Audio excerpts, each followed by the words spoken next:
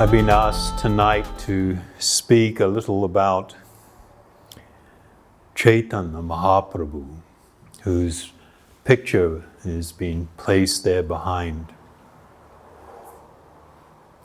He appeared in the eastern part of India about 533 years ago. It'll be on, the anniversary is on this Tuesday, the full moon. He was an extraordinary personality, and something that causes me some sadness is how little is actually known about him. From the time of his birth, he manifested really extraordinary qualities. He was extremely beautiful. Everybody was absolutely captivated by him. And at a young age, he became so... He wasn't like a bookworm, a nerd, but he was like amazingly intelligent. And to the point that by the time he was about 12 or 13 years of age, he could easily debate with all the big scholars in the area where he appeared or took birth. That place was known as the seat of learning of India at that time. Many great pundits, great scholars would come and set up shop, as it were, and ply their wares there. And so people that wanted really good education would come to this area and receive education. And he became so proficient in debate and logic that nobody could touch him.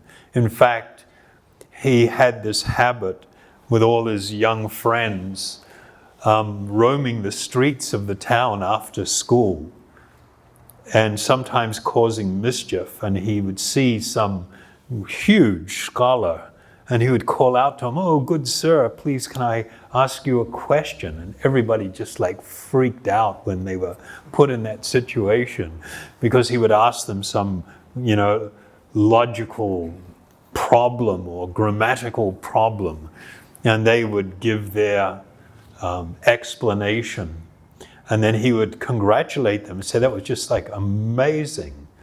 But when I think about it, you may have not quite got it right. And then he would give another way of approaching and understanding the problem, and it'd be just like something extraordinary. And so the guy's feeling rather shamed that this young boy is kind of, been able to do this. Then he would pause and go, "But on the other hand, I think that what you put forward is probably better than my argument." And then just kind of like, "What?" And then he would explain that other person's argument from a whole different perspective. And it was just like this bit of a pride roller coaster for the big teachers. It got to the point, when he was 14, he actually started his own school. They call it a tola.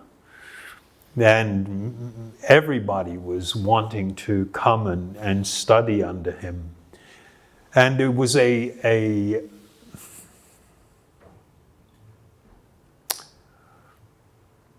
something that they used to do amongst the scholars, the big scholars, is they would engage in public debate. If challenged, they kind of couldn't turn it down. And if they were defeated in debate, they would have to sign over a portion of their wealth and their students and followers and declare in writing, "Oh, this person defeated me in argument. He is a great scholarly personality." They would give a title to those who were considered able to conquer in all directions. It was called the Digvijaya. The Digvijaya was someone who was he could not be compared to anybody. He was extraordinary. So there was this great Digvijaya that came down from Kashmir and traveled through North India, defeating everybody in his wake. And he was coming to Navadvip, this area where Chaitanya Mahaprabhu was. And when all the scholars there heard about it, they all kind of shuddered and were a little bit afraid. And so they quietly had a meeting and they decided to slip out of town and pretend they were going to some academic conclave somewhere. And they weren't going to tell Chaitanya Mahaprabhu, who at that time was known as Nimai Pandit. We won't tell him. And we'll leave town. And if this guy, Digvijay, defeats him, then we'll just say, well, why didn't you announce you were coming? Because we would have stayed behind and certainly faced you. This is just a young boy from our town. But on the other hand, if Chaitanya Mahaprabhu defeats him, then we can say, well, even the young boys in our place can defeat the great Digvijayas. So this Digvijay, this Kashmiri Pandit, he came and he had a camel train behind him of treasures and servants, and he rode on an elephant. That was like, in those days, that was like a Rolls Royce, You're showing up in a Rolls Royce. So he rocked into town. And he had heard a little bit about this Nimai Pandit. And he decided, that he'd refresh himself after his journey. And so he walked along the Ganga. The Ganges River runs through this part of the country. So he thought he'd take a nice late afternoon stroll along the Ganga. It'd be very refreshing. And he came across this great body of young people all sitting with very focused attention. And he described that sitting in the middle was someone that it was like a full moon sitting amongst stars. It was extraordinarily beautiful and sitting in a warrior's pose. And he had a very broad chest and a deep voice. It sounded like a lion. And so he was standing quite fixated and just watching. And then Nimai Pandit turned and noticed him and immediately rose up and approached him in tremendous respect and invited him into the gathering. And he said, I take it that you are the great Kashmiri Pandit, the Digvijaya. And he was kind of, flattered and so he told all his assembled students, please offer him your greatest respects. And he said, I heard that you have this ability to extemporaneously compose Sanskrit poetry. And that is just like, whoa, that's an amazing feat, because the grammatical rules that govern Sanskrit, the word Sanskrit means actually like highly polished. It's meant to be like the perfection of spoken language. And he begged him, please do it. And he was saying, no. And he's saying, please, speak some praise of Mother Ganga. And so Digvijay offered his respects to Saraswati, the goddess of learning, from whom he had received this great power and ability. And he launched into this composition. And it was just like, they said, like pearls flowing. These beautiful verses. He spoke, extemporaneously 100 verses of poetry. And everybody was like absolutely aghast. And Chaitanya thanked him so much. Then he said, may I ask you a question? And he said, certainly. He said, in the 24th verse, you said, and he repeated it verbatim, and the guy was just like completely shocked. Then he began to question, why did you use this particular verb form here when previously you had used another form, and it has this implication that there is something imbalanced or something wrong here. And the Digvijay was just stunned. He didn't know what to say. And Nimai Pandit did this 3 or 4 times. And the guy was just like completely flustered and tongue-tied. And he couldn't understand what was happening, that he had lost the ability to even speak or to explain what were actually obviously flaws. So then Nimai Pandit said, well, please excuse me in my haste and excitement to question you.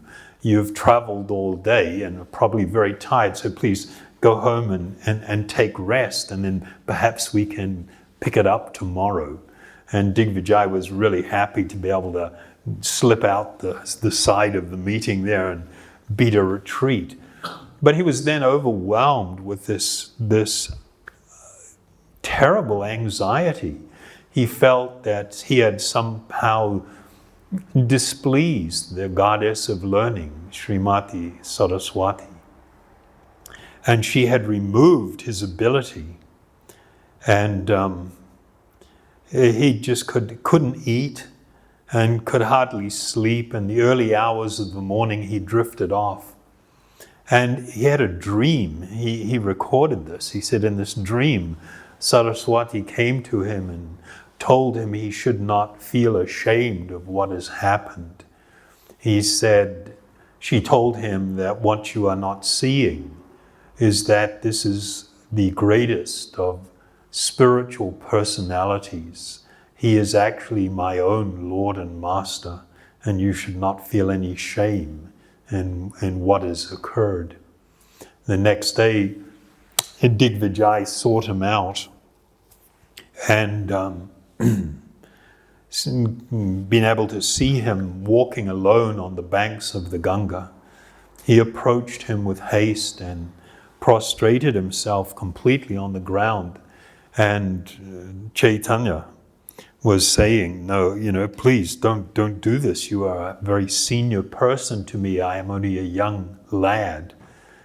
And he said, do not hide yourself any longer. I know who you are.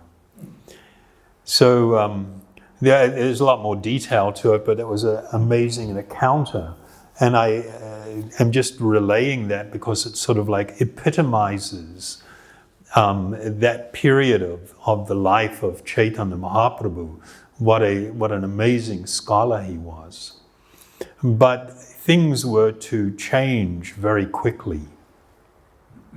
He now made the decision to actually reveal his purpose for being here. And he inaugurated the Kirtan. Chaitanya Mahaprabhu is actually the father of the Kirtan movement as we know it in the world today. He was the one that was responsible for introducing it. It's not like he invented it. The Vedas are filled with many authoritative quotations of how this particular form of meditation it has a unique potency that in this particular time is the most effective and efficient means for not only self-realization, but the attainment of the awakening and full experience of transcendental love for the Lord. And so he gathered about himself a group of really extraordinary personalities. There are too many to speak about. All of them were unique and great spiritual personalities. And he would engage in these riotous kirtans that would go sometimes all night.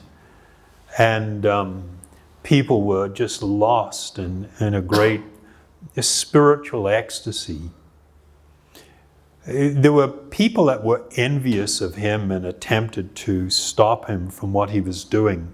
So they spoke to the local Muslim magistrate and asked that he put a stop to it.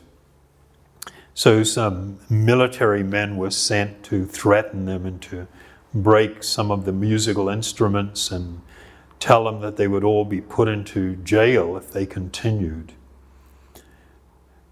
At that time, Chaitanya Mahaprabhu was probably about 20 years of age. And he had this amazing influence on everybody. People were just so drawn to him.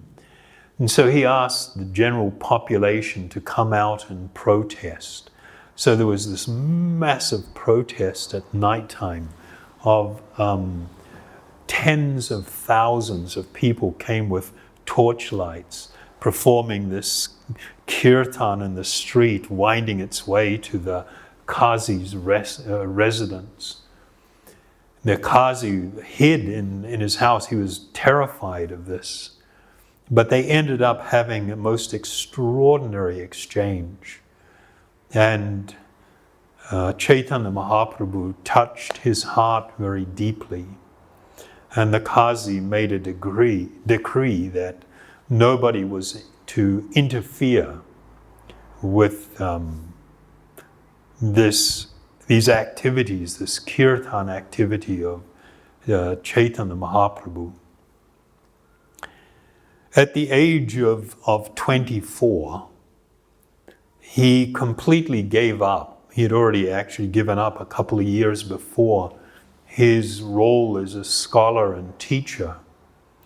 And he became completely steeped in distributing this greatest of spiritual gifts, the actual awakening of divine spiritual love for the Supreme Soul. He took sannyas, and this is an order of renunciation, and he went to live in a city in the middle part on the coast, the eastern coast of India, at Puri, which is a great holy place. And he resided there for a short while, and then walking, he took a tour of the entire southern part of India. And then returning to Puri, traveled through the northern part of India. Wherever he went, people were just absolutely drawn to him. And there were times when there were like 100,000 people following him, not knowing even where they were going. They were just absolutely enamored and lost in the great spiritual experience of this kirtan that he would lead. In his travels, he had a profound effect upon different known spiritual teachers of the time, great spiritual personalities, amongst all different groups, including Buddhists, and in North India amongst the two greatest followers of Shankaracharya at the time, one in Puri, who was considered the greatest of all scholars, came to the side of Chaitanya Mahaprabhu completely awed by his great spiritual personality. And in the city of Kashi, or in Benares rather, there was a great sannyasi. His name was Prakashananda. Prakashananda had more than 10,000 sannyasi disciples. He was like a huge personality. And he had the opportunity to encounter Chaitanya Mahaprabhu, who approached him with tremendous humility And Prakashananda asked him, please don't be so humble, come and sit with us. And they engaged in the most extraordinary philosophical conversation. And it was by the tremendous spiritual power of Chaitanya Mahaprabhu that Prakashananda underwent this complete transformation and this great change of heart. So the effect and influence that he had was amazing, and he gathered about himself a core group of extraordinary spiritual personalities, which we should actually talk more about. And they assisted him in the codifying the amazing teachings of Chaitanya Mahaprabhu. But he was considered by great authorities to be what's called the Yuga Avatar, like an incarnation of God for this age. And he very strongly asserted that in this particular age and time, the only means for actual self-realization and the awakening of this transcendental love is through the chanting of these spiritual sounds, these holy names. That it is this which will change the heart. And so there were a couple of verses that he would quote. One was there's Harir Nam, Harir Nam, Harir Nam, Iva Kevalam, Kaloa Nashteva, Nashteva, Nashteva, Gatiran Yata. That in this particular age, this is the only way. But he very much popularized the chanting of this Maha Mantra, this Hare Krishna mantra. It was known, but not very widely used. And he would often quote from the Kali Santarana Upanishad, where there are two verses where the mantra is stated, Hare Krishna, Hare Krishna. And then the second verse, it states that the 16 words of the Hare Krishna mantra are especially meant for counteracting the sinful influence of the age of Kali. To save oneself from the contamination of this age, there is no alternative but to chant this divine mantra. After searching through all the Vedic literature, one cannot find a method of spiritual activity for this age that is so sublime as this chanting. And so because of his personal influence, India was utterly transformed. People are actually quite unaware of the influence and the effect. And it really astounded me when I first went to India in 1970. By that time, very few people knew of him. There were only like 3 main areas where there was some knowledge. And it really amazed me in my naiveness that someone could have such a pronounced effect on an entire continent and then within a period of like 500 years become almost forgotten. And so this was, of course, due to the nature of this particular age, this age of Kali, and the very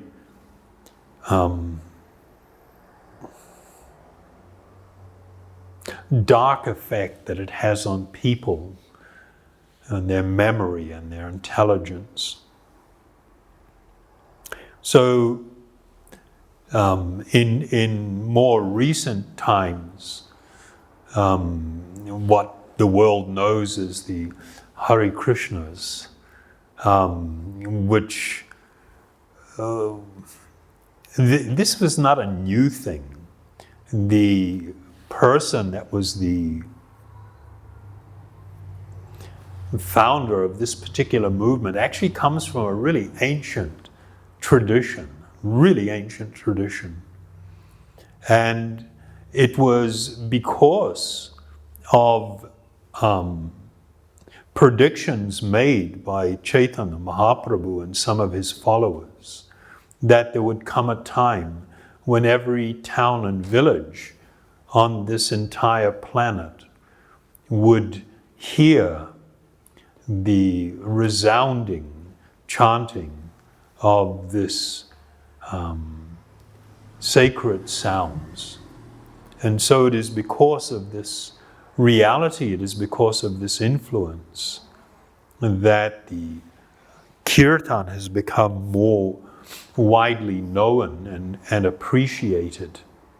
But most people are very unaware of where it has actually all come from, what its purpose actually is, and how this influence is going to continue to grow for a very, very long period of time. So that's a little brief introduction to this great personality who we will commemorate his appearance in this world on Tuesday during the day of the full moon. It is because of his kindness that you are all sitting here tonight. It is because of his influence. And of course, I can only encourage you to really open your heart and drink deeply of these spiritual sounds and incorporate them into your life on a regular basis, because they will change everything for you. Everything that you wish and desire for, and much, much more, will become yours because of this wonderful spiritual process. Okay? Good enough? Could I? So, since this is our celebratory theme, I will also chant this Maha Mantra.